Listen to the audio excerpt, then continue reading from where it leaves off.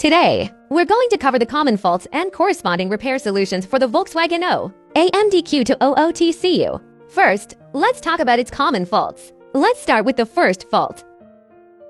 Look at the back here. If the motor here doesn't work, let's open this cover. Now you can pry open this cover. The main reason the motor isn't working lies here. These are the motor's three-phase power supplies, the UVW phases. Why does this happen?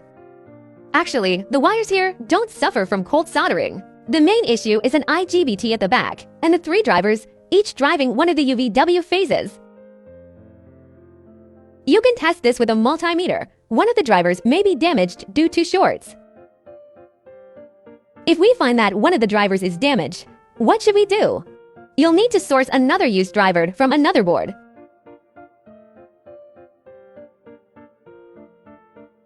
Remove the driver from the used board, cut it off carefully. For example, according to this position, here and here. Remove this chip and then transfer it from that board to this board and replace it. This can solve the problem. But for soldering, you'll need some special soldering wire and soldering flux, and good soldering skills. Only then can you solder it on. Otherwise, better to avoid. If all three drivers are damaged, repair isn't worth it as there will be other problems probably. Replace the TCU with our aftermarket PCB instead or clone a used unit. This is its first fault. Next, the second reason the motor might not work. Look at the second wire in this row. There's a small capacitor to its left.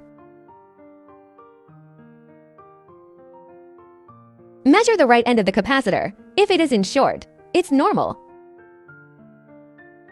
We also need to check the capacitor here, this point. If it's also in short, then it means this part is fine. If there's no short between them, the three wires at these points are broken. You'll need to solder jumper wires, one from here to here, another from here to here, and a third to this point. This can solve the problem. This is the second common fault. These are both potential root causes of the non-working motor. Now, next possibility.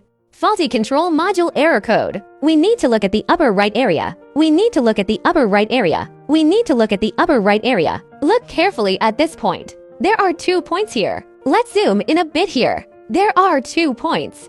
And there are also 2 points here. There are 2 capacitors. We can use a multimeter to check continuity. If this point and this point, the position of this capacitor and this position are in short, then this is fine. There's also a capacitor here, and the point below is also in short. This part is fine. No need to touch it. Measure these 2 points. If these 2 points are not in short, it means the wire connecting them is broken. Again, jump wire them. From here to this point. From here to this point. As long as we measure that they are not connected, this fault can be solved with jumping wires. When the wire here is broken, it will report faulty control module. Next, let's talk about the second possible cause of faulty control module fault. Next, let's talk about the second possible cause of faulty control module fault. Let's check this area. Below the quartz of this chip, there are 2 capacitors here beside it. 2 capacitors at the bottom. The first one is here. We need to use multimeters and check resistance. First, let's measure this capacitor. We're checking the left terminal of this capacitor, the left side of this black resistor, and the right side of the resistor, which connects to the capacitor. Let's measure its resistance. If it's not about 7 ohms, it means the resistor likely has a cold soldering joint. You'll need to add resistors both the left and right terminals of this capacitor. This is the first point we check. We measured over 7 ohms, which means this soldering joint is good. This isn't a faulty board. I'm just explaining the potential issues could be here. The second point is the capacitor on the right. Let's measure the right terminal of this capacitor, then connect the second test lead here. You'll see these silver wires underneath. If it reads around 7.6 ohms, this soldering joint is fine.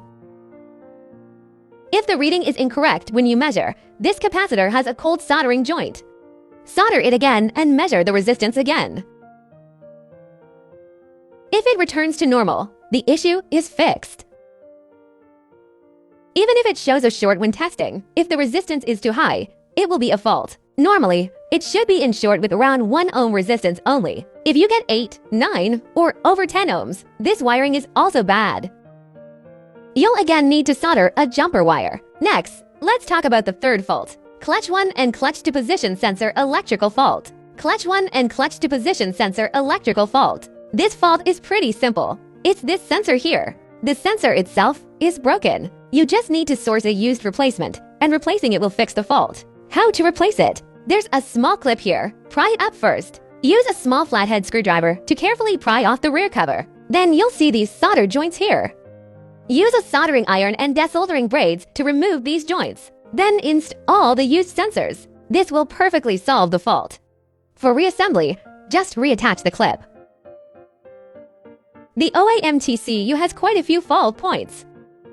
So if you want to get it sorted quickly, you may want to think of a clone or using our aftermarket PCBs. We tested our aftermarket PCBs, and their post-installation performance is very good. You'll need to back up data of the original TCU. Then after replacement, clone data into this one, and you're good to go. All the connection points line up perfectly. Solder all the wires. Re-solder them to this board, and it will work normally. For the backside, just be careful to make sure there is good heat dissipation.